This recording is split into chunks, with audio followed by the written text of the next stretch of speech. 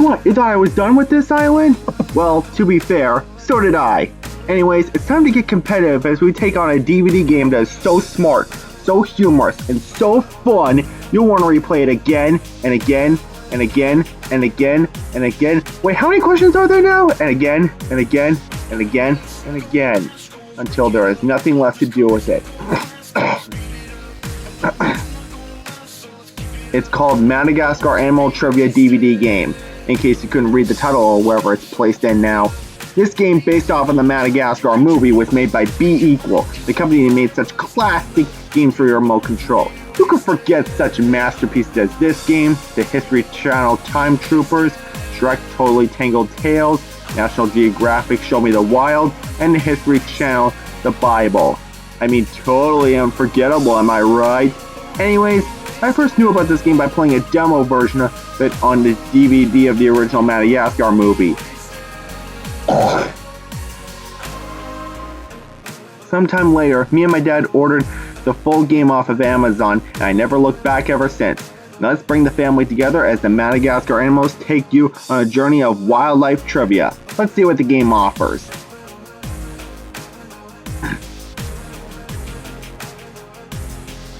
Now, unlike the movie it was based on, this game has no story, which makes sense because this is a trivia game that will ask you over 1,600 wildlife questions in total. But don't worry, you're not going to have to answer every single one of them on your own playthrough here, but I'll explain why later. This game's controls are as simple as you want them to be. Up, down, left, right, and enter. I mean, this is a DVD game after all.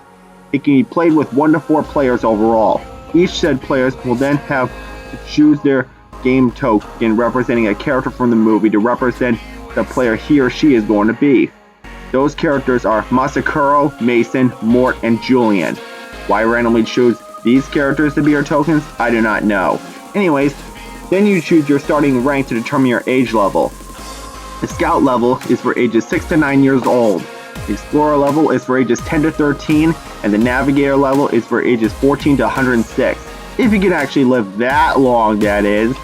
The higher the rank, the smarter the questions in this game may be. After that, you can either begin the game now, go back to fix a mistake you may have made, or fiddle around with some options. In the latter, you can turn on or off the dynamic leveling that will adjust the difficulty of each player's questions depending on whether they get it right or wrong, or you could add 10, 20, or 30 minutes to your game time, which will add tension to whether you can complete the game on time or not. If the time runs out, the player that's the closest to winning will win immediately. Note, playing with 4 players might take more than 45 minutes for someone to win. Personally, I always leave the time limit off so I don't have to worry about getting the game done as quickly as possible. I might bleep up on some questions without thinking them through, you know. Anyways, on to the meat of the game. This game has 9 stages for each player to complete as they head towards the center of an island, probably Madagascar. Only one can do so and win. The way to complete each stage is to answer any type of question about wildlife, animals, and whatnot. These different types of questions go as follows. For real questions, hosted by Alex the Lion, are similar to true or false questions, only ask whether something about a creature is for real or not for real. If you guess the right answer, you'll move ahead a space. If not, you stay where you are. Open response questions, also hosted by Alex the Lion, has you answering the question out loud in a lucky guess before you reveal the answer yourself to see if you're right. Thanks, Alex! The consequences are the same as the for real questions, so there's no point in saying them again. Triple Trails, hosted by Marty the Zebra, has you answering 3 questions in a row about a specific subject that contain 1 right and wrong answer. If you get 3 right, you move ahead 2 spaces. Get 2 right, move ahead 1. Get 1 right, stay where you are. If you fail to answer a single question correctly, you move back 1 space. Multiple choice questions, hosted by Gloria the Hippopotamus, are as simple as you want them to be. There are 3 wrong answers and 1 correct answer. The consequences are the same as the first 2 kinds of questions, so I think you'll know what's up ahead.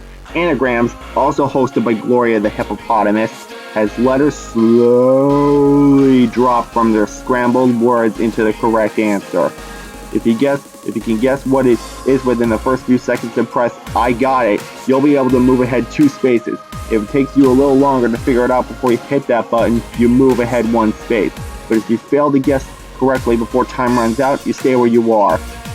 Melman's Munchies questions, hosted by, well, Melman the Giraffe, are like multiple choice questions, except you need to get the right answer quickly before the plants growing from the bottom of the screen reach them.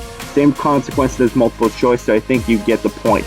Double or Nothing, hosted by Skipper the Penguin, is not a kind of question, but a chance to move ahead 2 spaces if you can guess any type of question you're given correctly. If you guess wrong, you stay where you are. You can also decline the risk if you don't feel like doing it. And finally, Skipper Spins, also hosted by, well, Skipper the Penguin, is not a question either, but instead you spin to determine if you can move forward, backward, 0, 1, or 2 spaces. You're going to have to get lucky on this one. In most kinds of questions, they will play a video showcasing footage of a creature before the game says, hang on, before you can answer a question about what was in that video.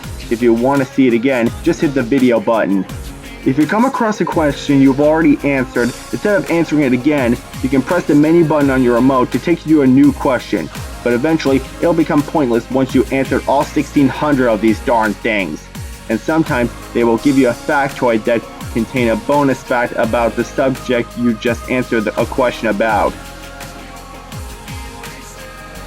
Good! I like how smart this game is for families. You will learn plenty about wildlife. I enjoyed the humor and personality that they were going for, even though I didn't laugh at any of it as far as I'm aware. The live action footage of a creature you see before you answer a question allows you to see what's happening clearly, even though they might not be in 4K. I love how before you play the game, you can decide whether you can play immediately or do something to make the game the way you want it to be. We want to have fun, you know. I even like the fact that you can choose a starting rank for whatever age range is best suited for you. So kids, teenagers, adults, and elders can all play without any of them feeling left out, and with questions that are best suited for their intelligence. Now that's respecting your audience. I like how colorful this game is without being too saturated, which is enough to maybe keep the kids' attention. Bad. While there is an option to use the menu button to take you to a different question, if you already answered the one you're skipping, as I mentioned earlier, it may not work on all DVD players. I don't know why it just says that in the instruction booklet.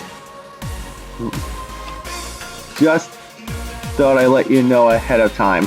Now this is a small nitpick, but every now and again when you accept the answer to a question, before you're taken back to the island map to see whose turn is it now, the audio will glitch as you will hear parts of the video clip being shown or answer to said question being spoken again. It's not game breaking, but it does make me wonder if it's just my DVD or if it's an actual glitch. If it's the latter, then I don't know how this was not checked over by the now defunct Be Equal before releasing the game.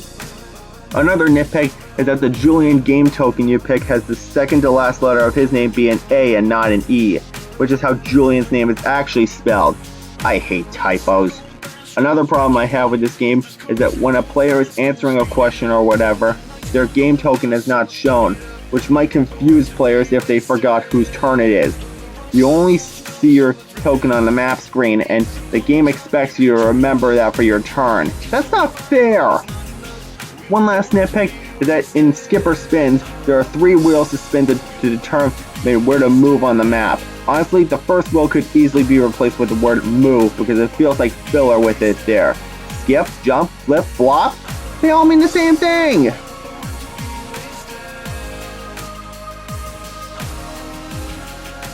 In closing, the Madagascar Animal Trivia DVD game is a nice gem in the Be Equal library that the whole family can get together and enjoy.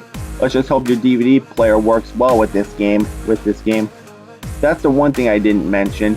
I will keep coming back to this game despite some of my issues with it. I hope you can get some good laughs from the personality it has to offer. Now with that finally taken care of, I'm going to give this game 4 fingers out of 5. Alright folks, that's it for this video game review. If you enjoyed it, be sure to like, subscribe, comment, and or whatever. I'm the Purple Mario, and are you wild enough to get along with this game?